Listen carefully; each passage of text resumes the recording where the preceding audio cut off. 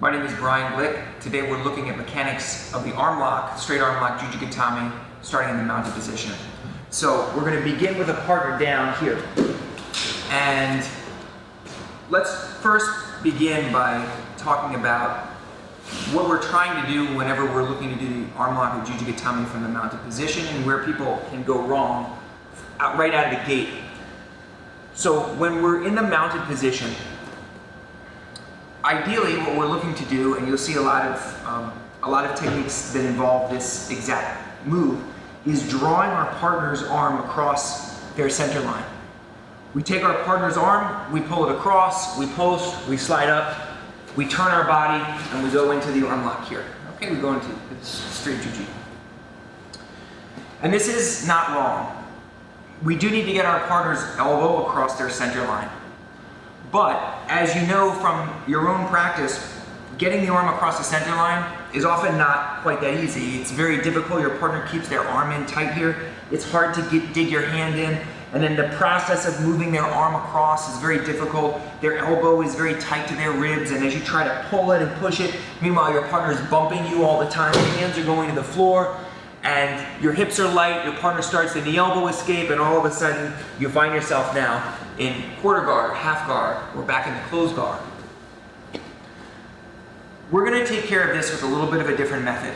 And rather than beginning here at the arm, trying to use our arms, we're going to start by wrapping our partner's head.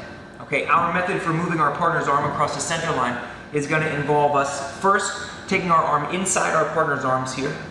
We're going to bring our elbow down to the floor. We're going to lift our partner's head, and we're going to take our hand and we're going to wrap it all the way through, turning our palm up and putting our middle finger right here behind our partner's armpit.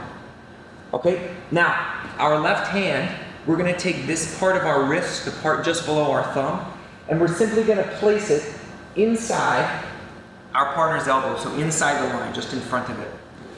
So we have a grip on our partner's head, controlling their chin, preventing them from moving around too much.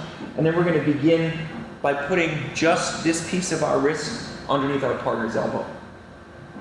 Rather than trying to lift our partner's arm up, which is going to be what we're trying to do, we're going to think about taking our partner's arm out in a semicircle. And we're going to have a rule. And the rule is going to be that we won't try to do the Jujigatame from the mounted position unless and until our partner's elbow is at least at the line of their shoulder, or even better, up by their ear.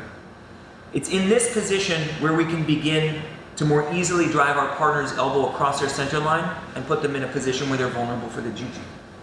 So, we put our wrist underneath our partner's elbow and we begin the process of walking our arm out. If we feel that there's resistance, we simply straighten our arm and keep walking. And we use this method to get our partner's elbow up to this position where it's right in line with their shoulder. Once it's here, we want to secure it. The way that we're going to secure it is going to be by folding our arm through, and we're simply going to either take a butterfly grip or grip our own elbow here. When we do this, we're going to bring our body slightly forward. Okay, we don't want to be too far forward where we're vulnerable to the bridge, but we want to bring our elbow up in this fashion. Now from here, we're going to focus on taking our knee and bringing it up towards the line of our elbow. So we're going to raise, we're going to walk, and we're going to place our knee down here. Now we can release our left hand because we've wedged our knee up here in front of our partner's elbow. Scoot down just a little bit, please. Behind our partner's shoulder. Now, with our partner's elbow in this high position, we can begin to walk their arm across. And this action of moving our partner's elbow from their right side to over their center line is much easier because their arm is in a much weaker position. We've taken their elbow away from their ribs, and now we can begin the process of sweeping our left arm across. We slide our knee a little bit higher to create a wedge that's further up our partner's body. And now we can begin to put body weight on our partner. So we're going to sit back, we're going to lift, and we're going to fold our right heel, leaning forward. So there's a tremendous amount of weight on our partner's upper body. Okay, they'll often feel compression in the lungs because so much of your weight is up higher than it was before, down by their hips. Okay, your partner will probably start to lock their hands and get defensive here. Yep. Okay, we're going to turn our toes out So we're going to take our foot, turn our toes out. We're going to pass our leg over the top. We're going to back heel. Now we're going to sit back down. As we do, we're going to put our left elbow, our head side elbow, up by our partner's wrist. They can keep their arm down here and be holding tight. Your job is your elbow up by your partner's wrist, okay? So we don't want to go elbow to elbow here, where we don't have much leverage, we're not at the end of the lever. Instead, we want to go all the way up here. Now we're going to do a little trick. We're going to move our partner's elbow slightly out to the side.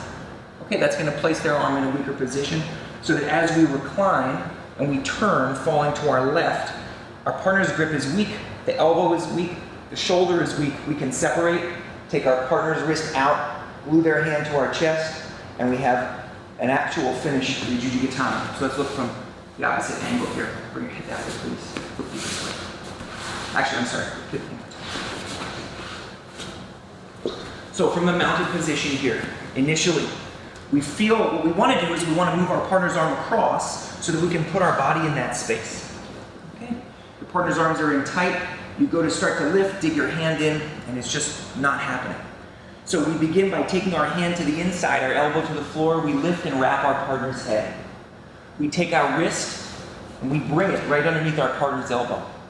Now, instead of trying to lift our partner's arm up, we're going to walk it out in a semicircle here. Once their elbow goes above the line of their shoulder, even up to their ear, this is a good time for us to begin to attack. So we bring our knee up, we bring our hands through to secure the grip and keep our head low. Our partner will often voluntarily bring this arm across a little bit because they feel that there's pressure here. So you're going to start to slip that arm. That's totally fine.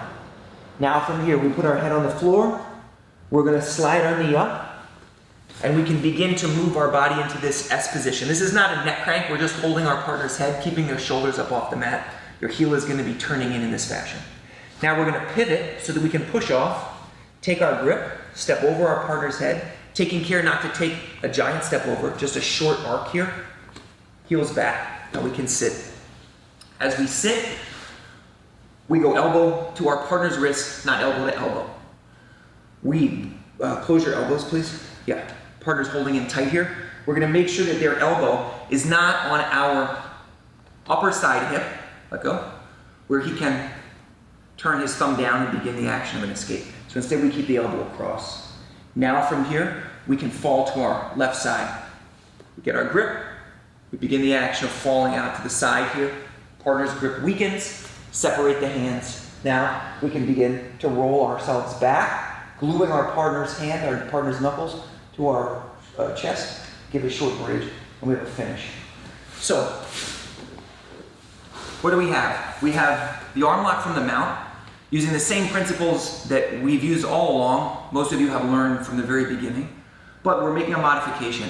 Instead of just trying to pull with brute force our partner's elbow across, we're taking it first into a weak position, then moving it across, putting our body inside as a wedge, and then mechanically, effectively, efficiently, going from a position where we're in tight to where we can weaken our partner's arm, break their grip, extend the arm, and go into the finish. So, hopefully these tips were helpful for you. If you have questions, please let us know, and we'll see you soon.